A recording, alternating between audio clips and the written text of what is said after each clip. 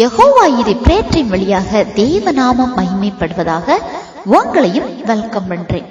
பிரியமானவர்களே, கடந்த பகுதியில தனது வாழ்க்கையில ஒருவர் தனிமைப்படுத்தப்படுவதன் மூலமாக அவர் வணையப்படுகிறார் அப்படின்னு நாம பார்த்தோம்.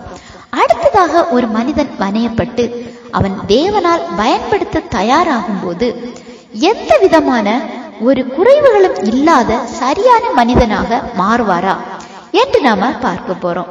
கண்டிப்பாக இல்லை. ஆண்டவரை தவிர எந்த ஒரு மனிதனும் எல்லாவற்றிலும் சரியான நபராக மாற முடியாது. இங்க மோசேயை ஆண்டவர் பயன்படுத்த விரும்பும் போது இவரிடத்திலும் சில குறைவுகள் இருக்குது. யாத்ராகமம் 4:10 மோசே சொல்றாரு, நான் வாக்கு வல்லவன் அல்ல, திக்குவாயும் மந்தனாவும் உள்ளவன் என்று. இது அவரது சரீர பிரகாரமாக உள்ள ஒன்று. ஆனா மோசே இதை ஒரு தடையாக பார்க்கிறாரு. மோசையை போல நாமும் இன்னைக்கு சில பலகீனங்களை ஆண்டவரின் காரியத்துல போட்டு நம்மை நாமே தளர்த்துறோம். என்னால இது முடியாது அப்படின்னு. ஏன்னா சரீர பலகீனம் மட்டுமல்ல, உலகப்படியான சில காரியங்களான பலகீனங்களையும் நாம பயன்படுத்துறோம். ஆனால் அதற்கு கர்த்தருடைய பதில் என்ன தெரியுமா?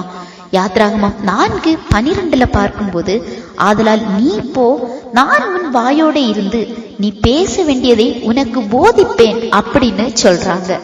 நமது காரியங்கள்ல கர்த்தர் இப்படிதான் செயல்படுறாங்க. உங்க குறைவு என்ன? அந்த குறைவுகள்ல ஏற்ற விதத்துல ஆண்டவர் நிறைவாய் செயல்படுறாங்க. அது மாம்சீக பலகீனங்கள் ஆனாலும் சரி, உலக பலகீனங்கள் ஆனாலும் சரி. உங்க குறைவுகளோடு நம்மை வேதனைப்படுத்தி நம்மை பயன்படுத்துகிற தேவன் அல்ல, அதை நிறைவாக்குறாங்க. அடுத்ததாக நாம பார்க்கும்போது கர்த்தர் அற்புதங்களை அவர் கையில கொடுக்கறாங்க. சரீர பலகீனத்தையும் நிறைவாக்குவதா சொல்றாங்க. ஆனாலும் மோசே சொல்றாரு, நீர் அனுப்ப சித்தமா இருக்கிற வேறையாகிலும் அனுப்புங்கன்னு.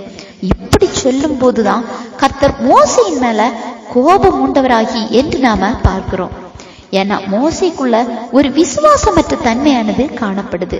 மற்றவைகளை கூட நாம சரி பண்ணலாம், ஆனா இந்த அவிசுவாசம் ஆண்டவரை ரொம்பவும் கோபப்படுத்தும். இதை நாம தான் சரி பண்ணணும். வாழ்க்கையில எவ்வளவோ பாடுகள் மாற்றங்கள் தாண்டி வணையப்பட்டு வந்திருப்போம். ஆனால் ஆண்டவர் நம்மை பயன்படுத்த விரும்பும் போது சில காரணங்களை, சில பலகீனங்களை நாம முன்வைக்கிறோம். அதையும் கர்த்தர் சரி பண்றாங்க. கடைசியாக அவிசுவாசத்தை உள்ள கொண்டு வரோம். நமக்குள்ள இப்படிப்பட்ட சில அனுபவங்கள் காணப்படுதா? நம்மை அவர் பயன்படுத்த நினைத்து செயல்படும் போது நம்மை நாமே புறந்தள்ளக்கூடாது.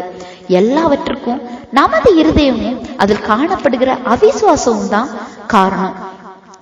எனவே ஆண்டவர் ஒரு மனிதனை வணைத்து பயன்படுத்த விரும்பும் போது கண்டிப்பா அவனிடத்துல குறைவுகள் காணப்படும்.